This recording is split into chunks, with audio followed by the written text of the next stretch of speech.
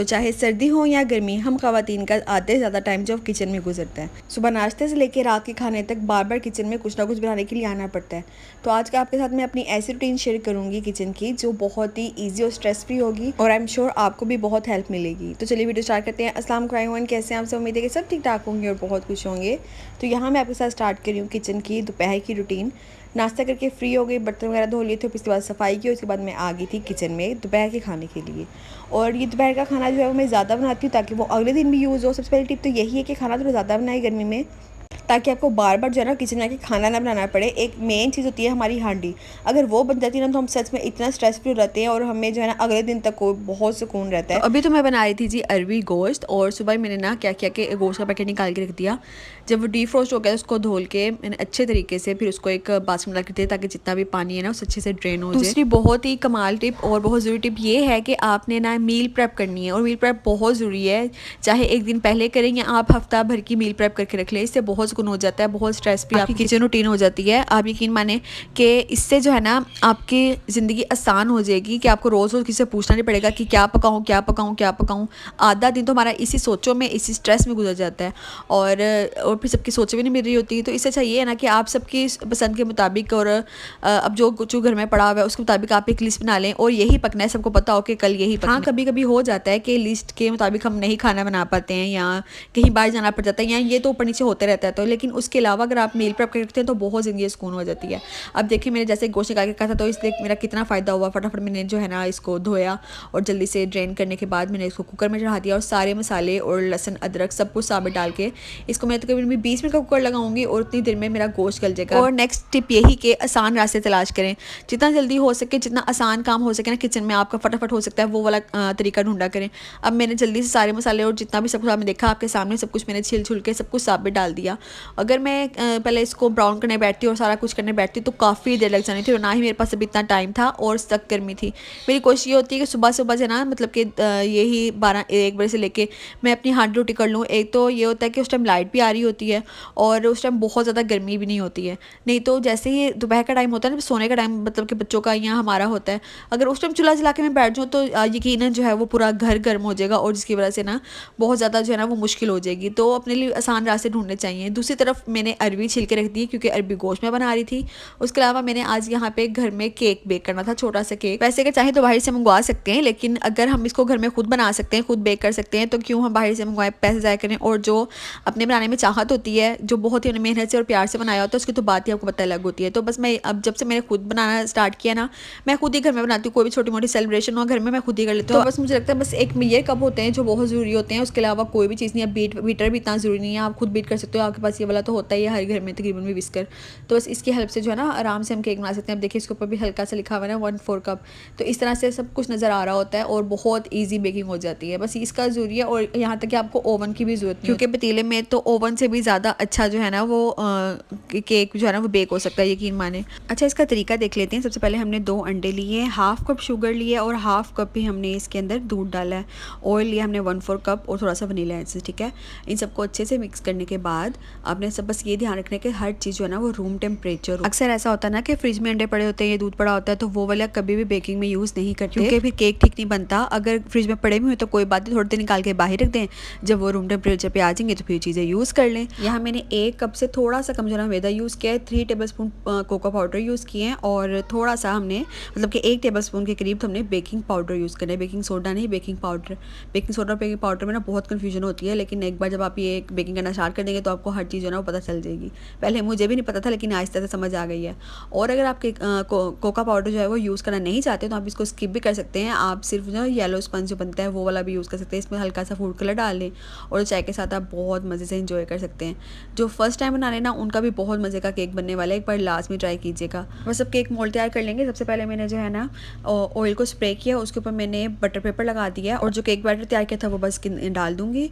और मैंने ना एक बड़ा सा पतीला लिया है, ठीक है। उसके अंदर मैंने रख दिया एक स्टैंड, और उस स्टैंड के ऊपर वो वाला स्टैंड जो हम माइक्रो ओवन में अक्सर हमारे पड़े होते हैं ना, वही वाला स्टैंड मैंने इसके अंदर रखा है। और साथ ही 5 मिनट के लिए मैंने ना चूल्हे को फुल ऑन कर दिया है ताकि वो अच्छे से ना पतीला गर्म हो जाए। जैसे पतीला गर्म हो जाएगा, इस मोल्ड को उठा के बहुत तेज के साथ उस पतीले में रख देना और बहुत अच्छे से ढक देना। 30 मिनट के लिए ना आप बिल्कुल भूल जाइए, कोई आपने बार बार चेक नहीं करना, पूरे 30 मिनट तक इसको अच्छे से बेक होने देना है। जब हम बिगनर्स होते हैं ना तो हम कोशिश करते हैं बार बार इसको खोल के देखें कि फूला है कि नहीं फूला, केक बना है कि नहीं बना। तो ये मिस्टेक जो तो हमारी बहुत बड़ी होती है। इससे क्या तो हमारा ये स्पंज जो है ना वो फूलता नहीं है। तो आपने इसको खोल के बार बार नहीं देना, 30 मिनट तक आपने इसको दरमियानी आंच पे पकने के लिए छोड़ देना है। और तब तक आप अपने कोई और काम कर लें। तब तक मैं अपने बर्तन धो लूँगी। मैंने कुकर खोल कर देखा और गोश्त गल चुका था। इसको गोश्त को भूनने के फ़ौरन बाद मैं क्या करूँगी कि अरवी डाल दूँगी। तो कोशिश करनी चाहिए कि किचन में जब आप खड़े हो ना साथ साथ अपने सारे काम निपटाते जाओ, यानी कोई भी काम पेंडिंग ना रखो। ये नहीं कि पहले मैं हांडी बना लूँ तो बाद में बर्तन धोऊंगी। अगर आप साथ साथ काम निपटाते जाते हो, ख़त्म करते जाते हो, तो बाद में आपको इतना स्ट्रेस फ्री फील होता है ना कि आप बाहर जाओगे एक बार किचन से, ये तो टेंशन नहीं रहेगी कि आपने अभी आटा गूंदना है, जाके अपना काउंटर टॉप साफ़ करना है या आपने बर्तन धोने हैं और भी बहुत काम होते हैं। इसलिए मेरी कोशिश यही होती है कि जब मैं किचन में 2 मिनट भी मुझे मिले हैं ना तो मैं जल्दी से अपना कोई और काम ख़त्म कर लूँ। जैसे कि बर्तन अब मैंने लगे हाथ जो है फटाफट से धो लिए हैं, मुझे अलग से टाइम निकालना नहीं पड़ेगा। साथ साथ गोश्त भी भुना जा रहा है और साथ साथ केक भी बेक हो रहा है। तो इस तरह एक साथ कितने सारे काम हो रहे हैं। और यकीन माने मेरा ये 1 घंटा किचन में इतना प्रोडक्टिव होता है ना कि मेरा सारा दिन जो ना बहुत सुकून से गुजर जाता है। मुझे टेंशन नहीं होती कि मैंने जाके दोबारा ये काम करना है, ये काम करना है। मैं इस 1 घंटे के अंदर अपना हर काम जो ना किचन का छोटा मोटा वो सब संभाल लेती हूँ। और ऐसा नहीं है कि दोबारा किचन में आना ही नहीं पड़ेगा, ऐसा नहीं है, तो हो ही नहीं सकता। हमारा जो है ना आधा ज़िंदगी जो हमारी किचन में गुजरती है, लेकिन कुछ ऐसे हैबिट्स को फॉलो करना पड़ता है जिसकी वजह से आप अपनी ज़िंदगी को आसान बना सकें अपने लिए, ना कि किसी और के लिए, अपने ज़हनी सुकून के लिए ख़ास तौर पे। एक ये छोटी-छोटी हैबिट जो है ना वो एकदम से अडॉप्ट नहीं होती हैं, आहिस्ता-आहिस्ता इनको आपने जो है ना अपनी ज़िंदगी का हिस्सा बनाना होता है, तभी जाके आपकी ज़िंदगी इतनी स्ट्रेस फ्री बनती है। तो जैसे कि आप देख रहे हैं, आप छोटी-सी टिप है कि जब मैंने आटा गूँधा था तो ये आटे वाला बर्तन जो है ना वो गीला था, परात गीली थी। तो मैंने क्या किया, सबसे पहले थोड़ा-सा ऑयल डाला, नमक डाला और उसके ऊपर मैं आटा छान रही हूँ। अब इससे क्या होगा कि परात के नीचे वाली जितनी भी सतह है ना इसके ऊपर आटा चिपकेगा नहीं। आज़मा के देखिएगा, बहुत ही जो है ना वो यूज़फुल टिप है। और आपने अक्सर देखा होगा कि गर्मियों में आटा बहुत जल्दी ख़राब होता है या फिर ऊपर से ना सारा ब्लैक होने लग जाता है, ये खमीरा होने लग जाता है। तो पहली बात तो कोशिश ये करनी चाहिए कि गर्मियों में आटा थोड़ा गूंदा जाए, मतलब उसी दिन जो आपका वो यूज़ हो जाए। दूसरा ये कि ठंडे यख पानी से मैं आटा गूंदती हूँ, मतलब कि जो बर्फ़ वाला पानी होता है ना उससे कहता है उसका टेम्परेचर जो है ना वो मेनटेन हो जाता है। और फ्रिज में जब आप रखते हो ना तो सबसे पहले कोशिश भी ये करनी चाहिए कि फ्रिज का ऊपर वाली जो जाली होती है ना, मतलब कि फ्रिज की जो फर्स्ट जाली होती है, 3 जाली होती है ना, तो फर्स्ट वाली जाली के ऊपर आटा रखना चाहिए। और जितना पतला बर्तन हो उतना अच्छा है, आटा जल्दी ख़राब नहीं होता है। क्योंकि कुछ हमारे बर्तन की ना लेयर बहुत मोटी होती है जिसकी वजह से ठंडक अंदर तक पहुंच नहीं पाती है। आपने गौर किया होगा, हमारे काफ़ी बर्तन ऐसे होते हैं, एयर टाइट तो वो होते हैं, लेकिन उनकी जो बाहर वाली लेयर होती है वो इतनी मोटी होती है कि उसमें आपकी ठंडक ही नहीं पहुंच पा रही, तो आटा जल्दी ख़राब तो होने के चांसेस हैं ही ना। दूसरा, आटे को गूंदने के बाद ना थोड़ी देर के लिए रेस्ट देना बहुत ज़रूरी है। इससे बहुत ही मज़े की और फूली फूली रोटी बनती है। तो मैंने 15 मिनट की रेस्ट दे दिया, उसके बाद 1-2 मुक्की लगाऊंगी और फिर फ्रिज में रख दूँगी एयर टाइट में, तो बहुत ही मज़े की रोटी बन के तैयार होती है। बस यहाँ पे देखें केक बन के तैयार हो गया था पूरे 30 मिनट में। और देखें बिल्कुल स्टिक जो है वो खुश्क आई है, बाहर सारी साइड से मैं देख लूँगी कहीं से कच्चा तो नहीं रह गया। तो टूथपिक अगर बिल्कुल ड्राई बाहर आए तो उसका मतलब है कि बहुत अच्छे से आपका केक बेक हो चुका है। बस इसको मैं बाहर निकाल के रख दूँगी, बहुत एहतियात से बाहर निकाल के। उसके बाद थोड़ी देर ठंडा होने के लिए रखूँगी, फिर इसको हम जो है ना वो डीमोल्ड करेंगे। तो अगर आप चाहो तो केक को ऐसे खा सकते हो, लेकिन मैं ना इसको अच्छे से गनाश रेडी करके इसके ऊपर लगाऊंगी और फिर इसको खाएंगे तो बहुत ही मज़े का केक बनेगा। तो वो मैं आपको आगे दिखाती हूँ। पहले साथ साथ मैं ना अपनी सारी चीज़ें जो है वो संभाल लूँगी, जो जो चीज़ यूज़ की है। और साथ ही आटे को भी मैं फ्रिज में रख दूँगी, गूँध के एक बार एक मुट्ठी दूँगी और फिर रख दूँगी, और इतना स्मूथ सा आटा भी बन के तैयार हो जाता है। तो इससे जो है ना बहुत ही फूली फूली रोटी बनती है, जैसे कि मैंने आपको पहले भी बताया। और साथ ही इसका बर्तन भी धो लूँगी ताकि आटा जमे नहीं। तो ये साथ छोटे छोटे काम भी करते जाए ना तो बहुत ही जल्दी जल्दी ना आपका किचन सिमट जाता है साथ साथ हाथ के हाथ ही। और यहाँ पे मैं ग्रास रेडी कर लूँगी। यहाँ पे मैंने फ्राई पैन लिया है, उसके अंदर मैंने सबसे पहले एक क्रीम का पैकेट डाला है, पूरा नहीं डाला, हाफ़ पैकेट डाला है।